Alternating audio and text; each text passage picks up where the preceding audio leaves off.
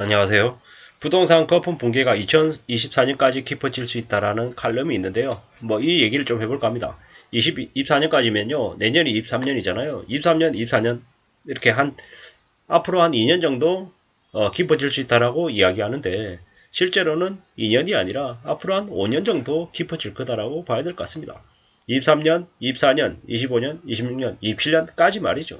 대략 27년 정도까지 해서 한 5년 정도 기간 동안 거품이 계속해서 꺼질 거다라고 보면 맞을 것 같고, 그 거품은 이미 문재인 정부 때 엄청난 거품이 커지면서 예견된 일이다라고 봐야 됩니다. 네덜란드의 튤립 버블, 1990년 초반에 일본의 버블 붕괴, 이것뿐만 아니라 미국이든 아니면 스웨덴이든 덴마크든 어느 나라 할 것 없이 전부 다 거품은 계속 있었다라는 거죠. 그리고 그 거품에 돈 벌 거라고 분화방처럼 뛰어들던 사람들은 대거 초주금 당했다라는 겁니다.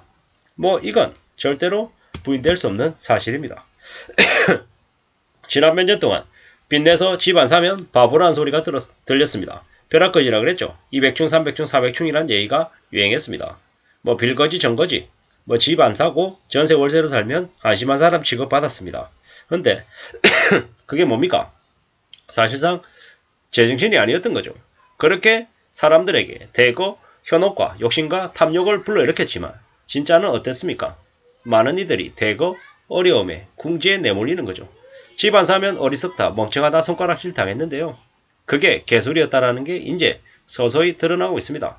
함부로 빚내서 뭔가를 하는 건 위험하다라는 거죠. 평생 빚쟁이로 전락해서 살 수 있다라는 겁니다. 그러면 가족들, 자식들까지 빚쟁이가 된다라는 겁니다. 아니면 증발인간이 되고 야반 도전하고 신분 세탁해서 시골의 외곽에서 숨죽이면서 살아야 될 겁니다. 도망가야 빚에서 탈출할 수 있기 때문에 그러는 거죠. 그러면 그 사람들이 은행 계좌를 사용하겠습니까? 아니면 의료보험을 적용받겠습니까? 그런 것들하고 상관없는 삶을 살게 된다는 거죠. 사람들 앞에서 나서지도 못하는 거죠. 그냥 도망자기 때문에 숨죽여서 조용히 살 수밖에 없다는 거죠. 그렇게 갑자기 사라지게 되면 삶이 좋아질까요? 아니죠. 삶이 엉망이 되는 거죠. 일본에서는 꽤 많이 벌어졌던 일이고요.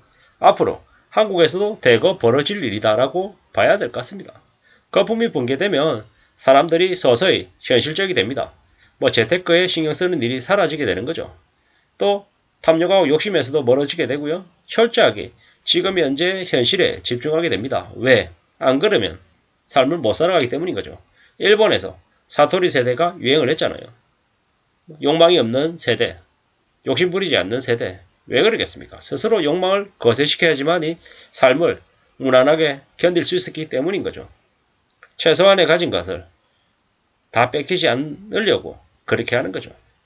우리가 살아가는 삶이 앞으로 많이 힘들어지고 많이 살벌해질 거다라는 거죠. 물론 그렇다고 나라가 망하거나 도시가 붕괴되지는 않습니다.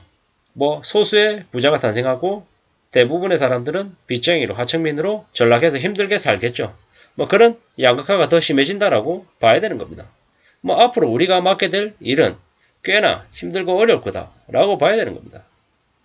이제 우리가 산다라는 게 절대 만만하지 않다라는 걸 정신 바짝 차리고 살아야 되는 거죠. 이제 투기하고 투자하고 손해 크게 보면 멘탈이 나가는 거죠. 인생이 망가지는 거죠. 죽고 싶을 만큼 힘들어지는 거죠. 그래서 어떻게든 비치지 않고 착실하게 살 공리를 해야 되는 겁니다. 사람들이 평생 동안 오래오래 살 것 같지만 아니라는 거죠. 죽는 날이 온다라는 거죠. 그렇기 때문에 살아있는 기간 동안에 어떻게든 좀 잘 살 공리를 해야 됩니다. 긴 인생이 될 거라고 생각하지만 짧을 수도 있습니다. 그렇기 때문에 어떻게든 자기만의 흔적을 남겨야 된다는 거죠. 남의 말에 함부로 넘어가서는 안 된다는 이야기를 하고 싶은 겁니다. 돈은 정말 내 목숨줄입니다.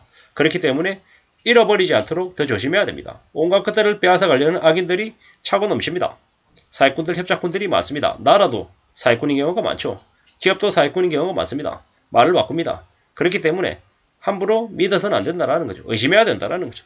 그리고 내 힘으로 살 공리를 해야 됩니다. 그게 안전해지는 길입니다. 남에게 끌려다닐 생각보다 스스로 헤쳐나가고 극복할 생각을 해야 됩니다. 앞으로 사는 게 절대로 만만하지 않고 더 어려워진다라고 봐야 됩니다. 힘들고 더 난감해진다. 그렇기 때문에 내 인생, 내 시간을 더 소중하게 생각해야 됩니다. 함부로 남의 일에 관심 갖지 않는 게 낫습니다. 내 스스로에게 더 신경 쓰고요. 남에게 바라기만 하고 뭐 희생할 생각이 없으면 그런 마음 때문에 되려 남에게 이용당한다라는 겁니다. 이기적인 인간들이 너무 많습니다. 나쁜 놈들, 나쁜 년들이 너무 많은 세상입니다. 그들이 영업질하고 사람들을 탐욕에 빠지게 만든 다음 그들이 가진 것을 다 빼앗습니다. 그게 현실입니다. 뭘 해줬다고 반대급부로 바라는 사람도 조심해야 됩니다. 남에게 기대하고 욕심과 이심을 내세우는 순간 불행이 시작된다고 봐야 되는 거죠. 세상에 무임승차 하려는 괴물들도 많습니다. 그래서 요즘의 사람들이 녹취하고 기록하고 하는 겁니다. 착하면 호구되는 세상입니다.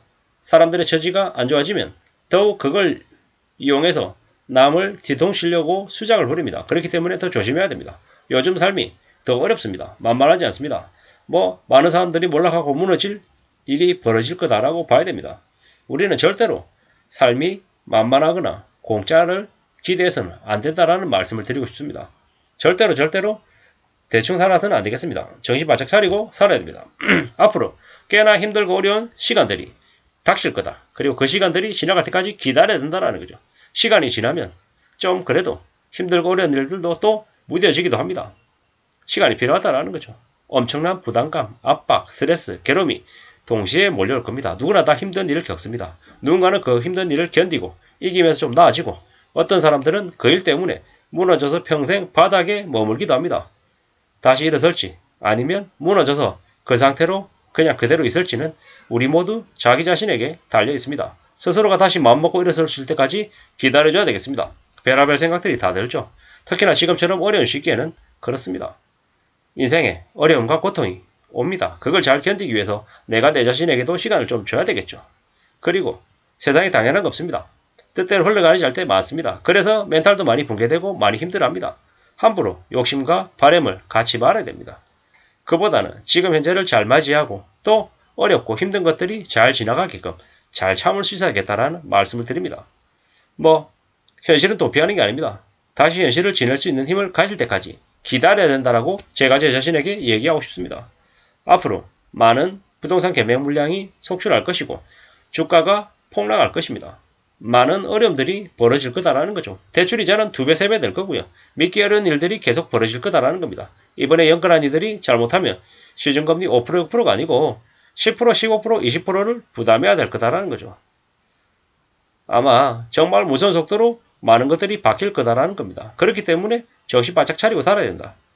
부동산 거품 붕괴가 24년까지가 아니라 앞으로 부동산 거품 붕괴는 최소 5년간 이어질 거다, 지속될 거다라고 봐야 될 것 같습니다. 지금부터 최소 5년간은 경제는 몰락하고 더 어려워진다라고 봐야 될 것 같습니다. 아무쪼록 자기 자신과 가족을 잘 지켜나가야 될 것 같습니다. 이상입니다.